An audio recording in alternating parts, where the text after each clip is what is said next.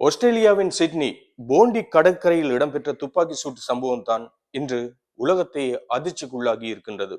இதுவரைக்கும் 15 பேர் கொல்லப்பட்டிருக்காங்க, 40 பேர் காயமடைந்திருக்கிறாங்க. யூதர்களின் அனுகா திருவிழா ஆஸ்திரேலியாவின் போண்டி கடற்கரை பகுதியில் இடம்பெற்றுக் கொண்டிருக்கிற இந்த நேரத்தில் திடீரென்று துப்பாக்கி பிரயோகம் மேற்கொள்ளப்பட்டிருக்கின்றது. 2 தீவிரவாதிகள் வந்து சரமாரியாக துப்பாக்கியால் சுட ஆரம்பித்திருக்கிறாங்க. இதனால் மக்கள் எல்லோருமே அலறி அடித்து ஓட ஆரம்பிச்சிருக்கிறாங்க. இதில் முக்கியமாக தகப்பனும் மகனும் சேர்ந்து தான் இந்த தீவிரவாத தாக்குதலை மேற்கொண்டிருக்காங்க. ஒருவருக்கு தகப்பனுக்கு 50 வயது, அவர் சம்பவ இடத்திலேயே சுட்டுக் கொல்லப்பட்டார். மகனுக்கு 24 வயது, அவர் இப்பொழுது வைத்தியசாலையில் சிகிச்சை பெற்றுக் கொண்டிருக்கின்றார். இந்த தீவிரவாத தாக்குதலை உலகத்தில் உள்ள எல்லோருமே கண்டித்துக் கொண்டிருக்காங்க.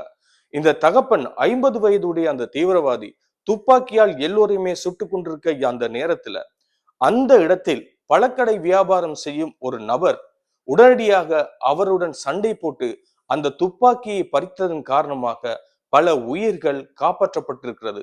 இப்பொழுது ஆஸ்திரேலியாவின் ஹீரோவாகவும் அவர் இருக்கிறார். ஒரு பக்கம் இஸ்லாமிய தாக்குதல் அப்படின்னு நிறைய பேர் சொல்லிக் கொண்டிருக்க நேரம், அந்த துப்பாக்கியை பறித்து பல மக்களின் உயிர்களை காப்பாற்றியவரும் ஒரு இஸ்லாமியராக இருக்கின்றார். தீவிரவாதத்துக்கு இன, மொழி, மதம் என்பது கிடையாது. யார் செய்தாலும் அது தீவிரவாதமாகத்தான் கருதப்படுகிறது. ஒரு பக்கம் இஸ்ரேலிய பிரதமர் நெதன்யாகு மிகப்பெரிய கண்டனத்தை சொல்லி இருக்கின்றார். அவர் கண்டனம் சொல்றது இருக்கட்டும், ஆனால் அவர் செய்யற வேலைகளையும் அவர் கொஞ்சம் சிந்தித்து பார்க்க வேண்டும்.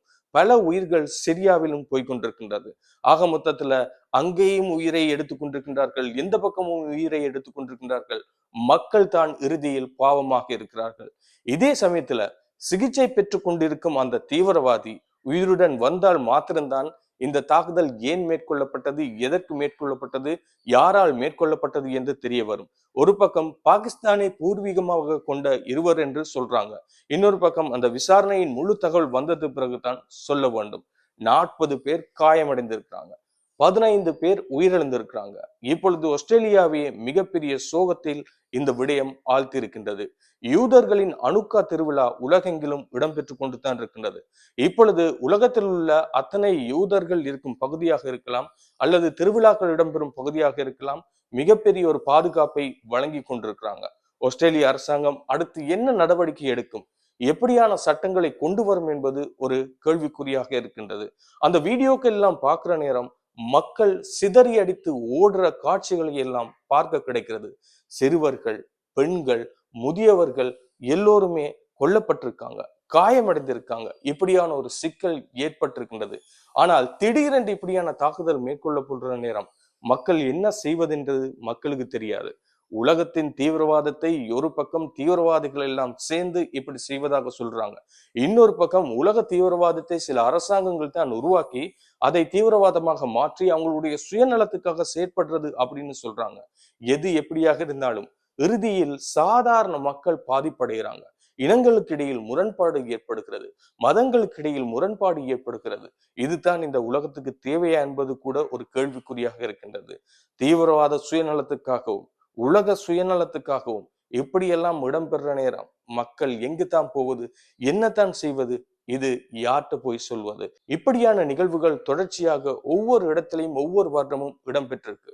நியூசிலாந்தில் இடம்பெற்றது, அமெரிக்காவில் இடம்பெற்றது, அதே போல் இலங்கையிலும் இடம்பெற்றது, இந்தியாவிலும் இடம்பெற்றது. ஆனாலும் அங்கு இடையில எந்த அமைச்சரோ எந்த பிரதமரோ யாருக்குமே ஒன்றும் நடக்காது. ஆனால் மக்கள் மட்டும் பாதிப்படைகிறாங்க. இதற்கு காரணம் என்ன என்பது இறைவனும் அந்த இயற்கையும் தான் பதில் சொல்ல வேண்டியிருக்கின்றது. தீவிரவாதம் யார் செய்தாலும் தவறு தவறு தான். ஆனால் இந்த தீவிரவாதத்தை முற்றாக ஒழிக்க வேண்டும். அதற்கு அரசாங்கங்கள் நாம் ஒன்றுபட வேண்டும் என்று சொன்னால் அரசாங்கங்கள் முதலில் திருந்த வேண்டும். அரசாங்கங்கள் ஒவ்வொரு நாட்டுக்கும் ஒவ்வொரு தீவிரவாத அமைப்புக்கும் உதவி செய்யறதை முதல் நிறுத்த வேண்டும். அவர்களுடைய சுயநலத்தை விட்டு உலகத்தின் பொது நலத்தை பற்றி சிந்திக்க வேண்டும். அப்பதான் இந்த உலகத்தின் அடுத்த கட்ட நகர்வு இடம்பெறும். எமது ஆழ்ந்த அனுதாபங்களை ஆஸ்திரேலியாவில் உயிர் நீத்த உறவுகளுக்கும் அவர்களுடைய உறவுகளுக்கும் தெரிவித்துக் கொள்கிறோம்.